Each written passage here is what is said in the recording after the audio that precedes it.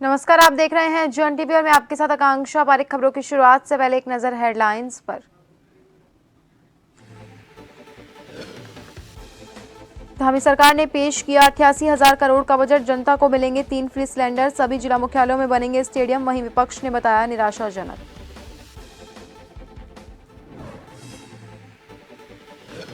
BJP की प्रदेश चुनाव प्रबंधन समिति की बैठक, महेंद्र भट्ट रहेंगे समिति के अध्यक्ष, साथ ही 38 विभाग और उनके प्रमुख बनाए।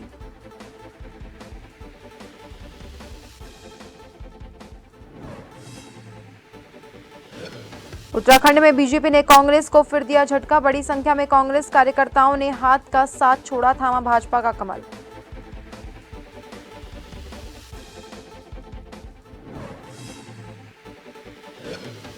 उत्तराखंड बोर्ड की 10वीं और 12वीं की परीक्षाएं हुई शुरू, 2,12,000 परीक्षार्थी परीक्षा में हो रहे शामिल, 16 मार्च तक चलेंगी परीक्षाएं।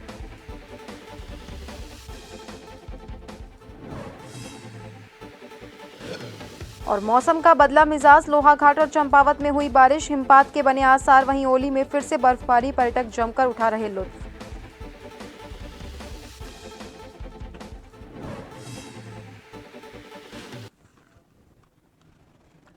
और अब खबरें विस्तार से। धामी सरकार ने आज बजट पेश किया। बजट को लेकर वित्त मंत्री प्रेमचंद अग्रवाल ने देहरादून में प्रेस वार्ता की। बजट में उत्तराखंड की जनता को दी गई सौगातों के बारे में बताया।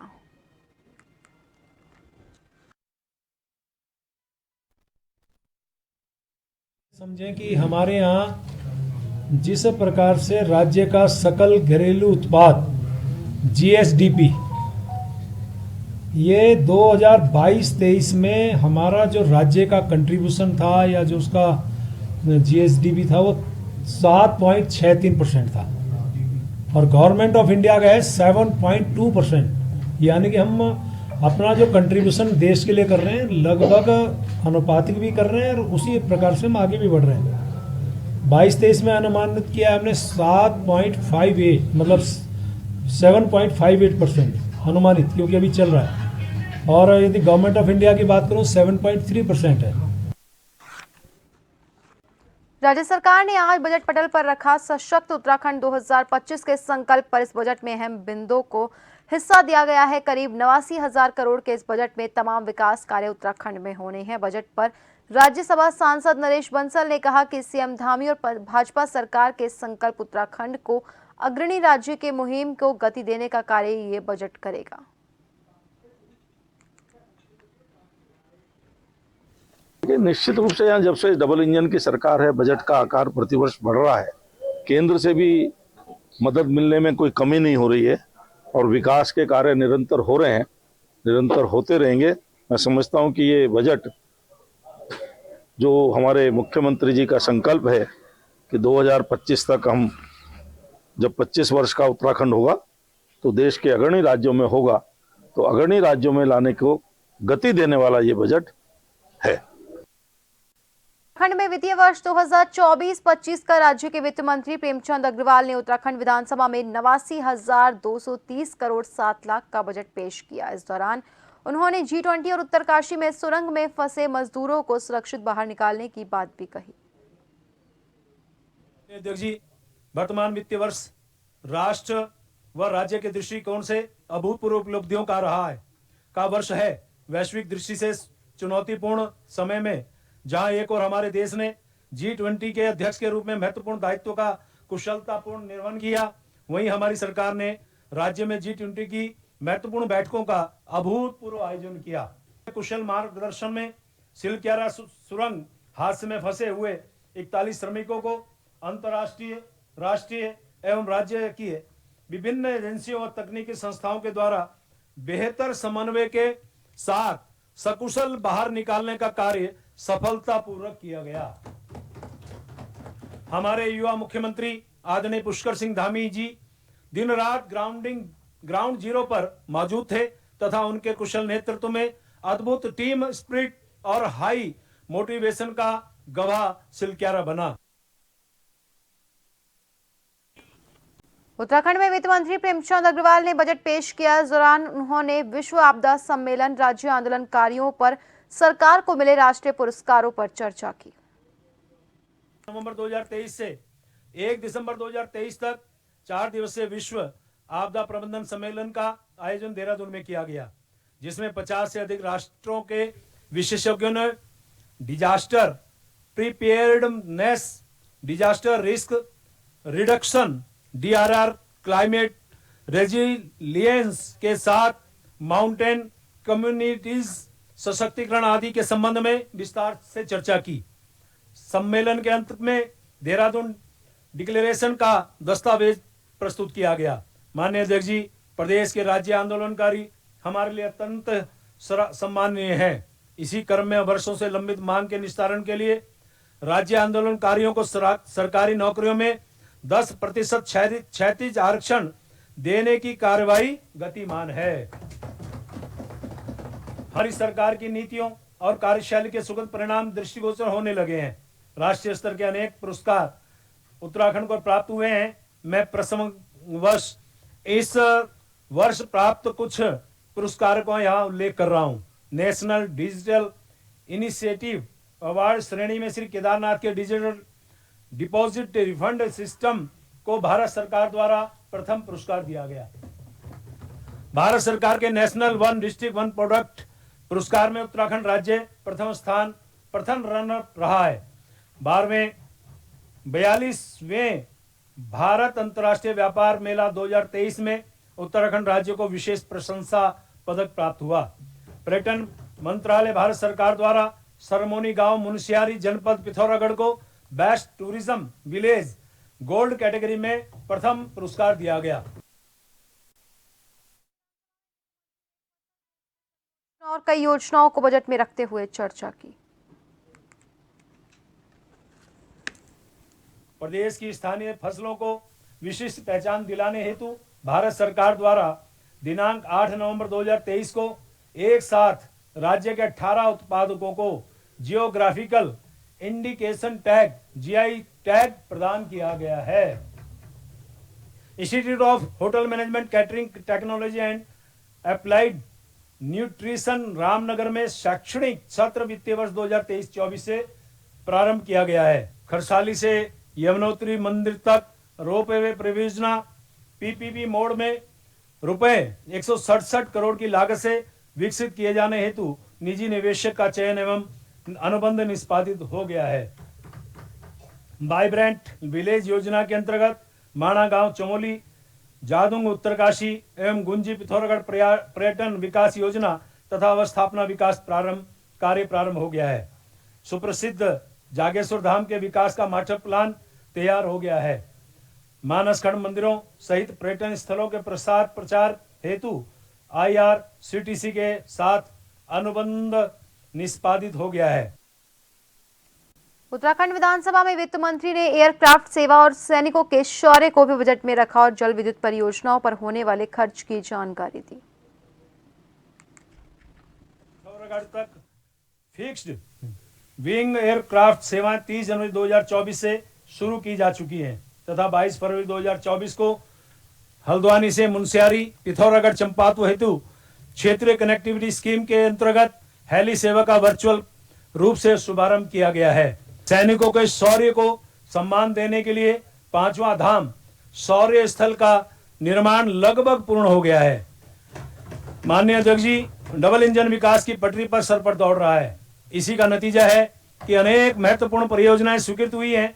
मैं प्रसंगवश कुछ बिंदुओं का यहाँ उल्लेख कर रहा हूँ। भारत सरकार द्वारा दिनांक 31/10/2023 को गोला नदी पर प्रस्तावित बहुप्रतीक्षित जमरानी बांध बहुउद्देशीय परियोजना को रुपए 1730 करोड़ 21 लाख रुपए के 90% केंद्रांश के वित्त पोषण हेतु स्वीकृति प्रदान की गई है। 300 मेगावाट क्षमता की लखवाड़ जल विद्युत परियोजना का निर्माण कार्य वर्तमान वित्तीय वर्ष में प्रारंभ हो गया है। भारतीय राष्ट्रीय राजमार्ग प्राधिकरण HNAI के तत्वाधान में अनेक महत्वपूर्ण परियोजनाओं में कार्य प्रारंभ हो गया है। राष्ट्रीय राजमार्ग संख्या 534 में पौड़ी जनपद में पैडूल से श्रीनगर तक 42.47 किलोमीटर लंबा लागत रुपए 299 करोड़ 31 लाख का 2 लेन पेव्ड शोल्डर सहित सुदृढ़ीकरण कार्य कराए जाने हेतु स्वीकृति पत्र जारी किया जा चुका है।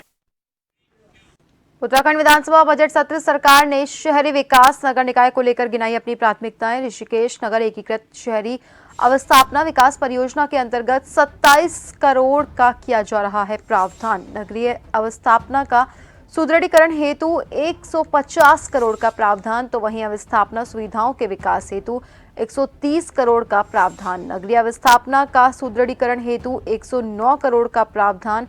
नगरीय पेयजल जलोत्सारण योजनाओं के निर्माण हेतु 100 करोड़ का प्रावधान। पेयजल विभाग में KFW परियोजना हेतु 100 करोड़ का प्रावधान। अटल नवीनीकरण और शहरी परिवर्तन मिशन फेज 2 हेतु 100 करोड़ का प्रावधान। मध्यम श्रेणी के नगर निकायों में शहरी अवस्थापना विकास हेतु 60 करोड़ का प्रावधान। वहीं मलिन बस्ती विकास नगरीय अवस्थापना सुविधाओं के विकास के लिए 50 करोड़ रुपए का प्रावधान। स्मार्ट सिटी योजना यानी 50% राज्यांश के लिए 46 करोड़ 5 लाख का प्रावधान। ऋषिकेश शहर के एकीकृत विकास के FW परियोजना के लिए 27 करोड़ रुपए, तो गैरसैंण में अवस्थापना कार्य के लिए 20 करोड़ रुपए का प्रावधान। Green field brown field city निर्माण हेतु 20 करोड़। नगर पालिकाओं में पार्क ओपन जिम के स्थापना के लिए 5 करोड़ रुपए का प्रावधान।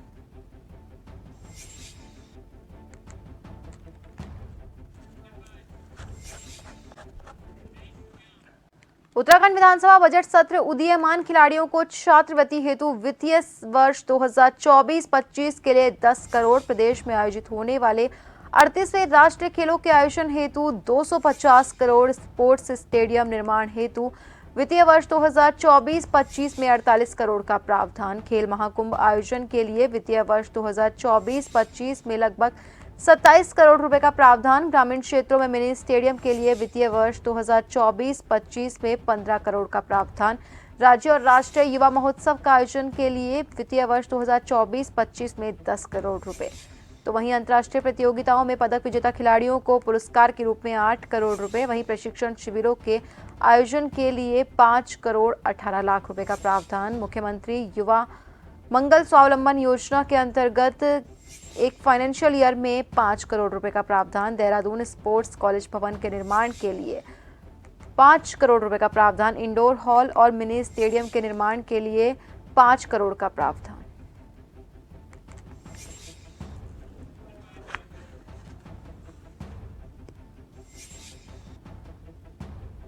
24-25 में 104 करोड़ 25 लाख का प्रावधान। दीनदयाल उपाध्याय सहकारिता किसान कल्याण योजना के लिए वित्तीय वर्ष में 85 करोड़ का प्रावधान। तो वहीं किसान पेंशन योजना के लिए वित्तीय वर्ष में 46 करोड़ 10 लाख का प्रावधान। मुख्यमंत्री राज्य कृषि विकास योजना के लिए 35 करोड़ का प्रावधान।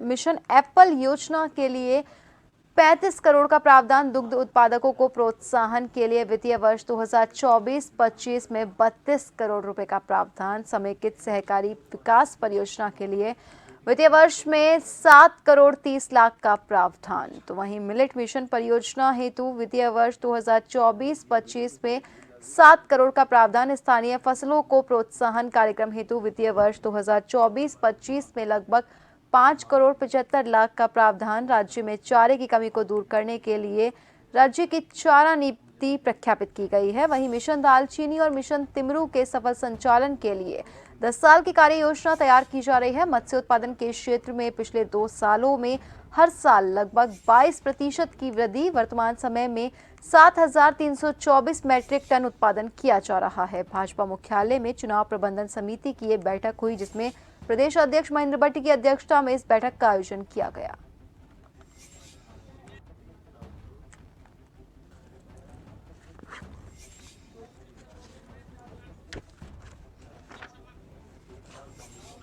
को निराशाजनक बताया। विपक्ष के मुताबिक इस बजट में युवाओं को रोजगार, महिला सशक्तिकरण, पलायन जैसे मुद्दों को अनदेखा किया गया। वहीं इनके लिए कोई ठोस रणनीति भी तैयार नहीं की गई है। विपक्ष की माने तो ये बजट पूरी तरह से आंकड़ों का खेल है, जिससे जनता को गुमराह करने का प्रयास किया जा रहा है।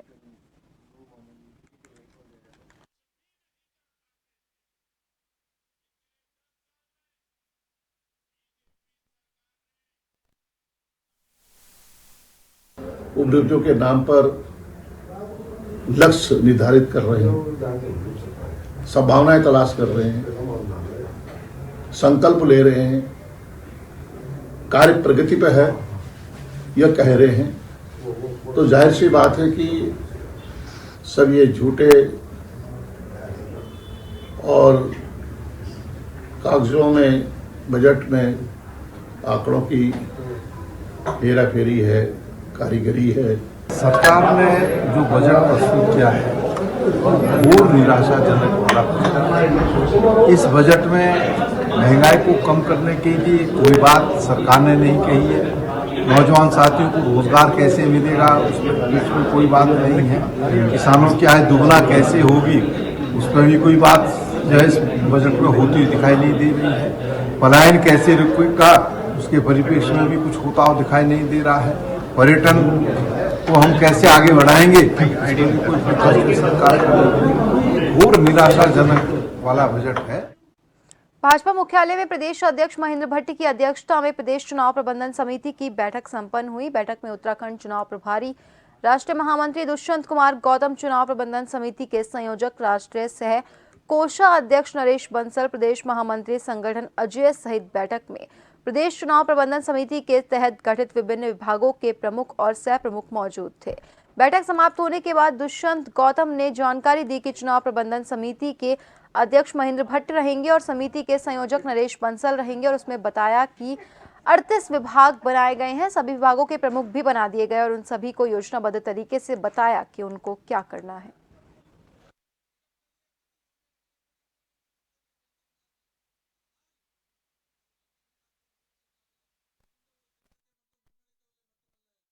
बैठक चुनावी प्रबंधन की हुई है। प्रदेश स्तर पर एक प्रबंधन कमेटी बनाई गई है जिसके अध्यक्ष हमारे प्रदेश अध्यक्ष रहेंगे और संयोजक हमारे नरेश बंसल जी होंगे और तीनों महामंत्री सह संयोजक रहेंगे उसमें। और उसमें सभी 38 विभाग बनते हैं। सभी विभागों के प्रमुख बनाए गए हैं, उनको योजनाबद्ध तरीके से बताया गया क्या उनको करना है। हमारा लोकसभा में भी बन चुका है, कार्यालय खुल चुके हैं, प्रबंधन कमेटी वहाँ की भी बन गई है और विधानसभा के भी कोर ग्रुप बन चुके हैं। उसको गति देने के लिए आज की बैठक रखी गई है। भारतीय जनता पार्टी योजना और रणनीति बनाकर काम करती है प्रारंभ से ही। उसी के अंतर्गत चुनाव प्रबंधन समिति हर चुनाव में बनती है, अब भी बनी है, जिसमें लगभग हमारे 35-36 विभाग हैं, जिसमें सभी कार्यकर्ताओं को 100 से ऊपर कार्यकर्ताओं को जिम्मेदारी मिली है। प्रदेश स्तर पर इसी प्रकार की समितियां हर लोकसभा स्तर पर, विधानसभा स्तर पर बन करके अपने काम को अंतिम छोर तक लेकर जाते हैं और उसको पूरा करते हैं। ये टीम है जिसके आधार पर चुनाव हम लड़ने की रणनीति बनाते हैं। उसी पर आज प्रारंभिक बैठक थी। पीएम नरेंद्र मोदी का सपना है कि भारत को 2025 तक टीबी की बीमारी से मुक्त करना, जिसके लिए उन्होंने मन की बात प्रोग्राम में ये सारी बातें देश के सामने भी रखी। टीबी जो कि एक ऐसी बीमारी है जो हमारी सांसों से एक दूसरे को असर करती है, जिसकी वजह से अगर ये बीमारी किसी को है तो उसके परिवार के साथ समाज के मरीज भी उससे दूरी बना लेते हैं, जिसका परिणाम है कि वो बीमारी से उभर नहीं पाता और उसकी मौत हो जाती है। उत्तरकाशी में टीबी मुक्त भारत नामक संस्था ने एक नई पहल की, जिसमें टीबी की बीमारी से ठीक हुए लोग, जिन्हें टीबी चैंपियन की उपाधि दी गई है, वो लोग गांव-गांव जाकर ऐसे लोगों को जागरूक करेंगे।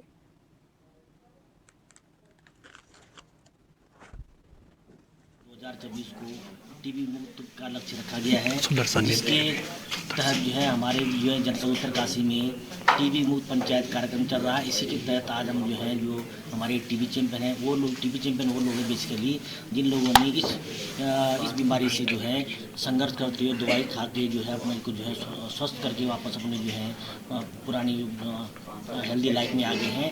जो है रोज़ कुछ सिम्टोमेटिक और कुछ एसिम्टोमेटिक मरीज आते हैं, जिसमें से बहुत सारे जो हैं डायग्नोज होते हैं, ऐसे ट्यूबरकुलोसिस भी डायग्नोज होते हैं। तो टीबी के जो लक्षण होते हैं, जो मरीज लक्षण लेके हमारे पास जो सामान्यता आते हैं, जैसे उसको अगर 2-3 हफ्ते से लगातार खांसी हो रही है, चाहे बलगम है या बिना बलगम वाली है, रोज़ शाम को बुखार आना, रात को टेम्परेचर बढ़ना, पसीना आना, और सबसे बड़ी बात है रामनगर में पशुपालन विभाग द्वारा ग्राम पूछड़ी में उक्त कार्यक्रम के तहत पशुओं में होने वाली खुरपका और मुंहपका और लिफे स्किन डिजीज बीमारी की रोकथाम को लेकर वृहद टीकाकरण अभियान का शुभारंभ किया गया। कार्यक्रम का शुभारंभ विधायक प्रतिनिधि जगमोहन सिंह बिष्ट, मुख्य पशु चिकित्सा अधिकारी डॉक्टर डीसी जोशी और वरिष्ठ पशु चिकित्सा अधिकारी डॉक्टर राजीव द्वारा संयुक्त रूप से किया गया। मुख्य पशु चिकित्सा अधिकारी डॉक्टर डीसी जोशी ने बताया कि नैनीताल जनपद में 2 लाख पशुओं को खुरपका और मुंहपका और 1,60,000 गौवंशीय पशुओं में लिम्फे स्किन डिजीज का टीकाकरण करने का लक्ष्य रखा गया है।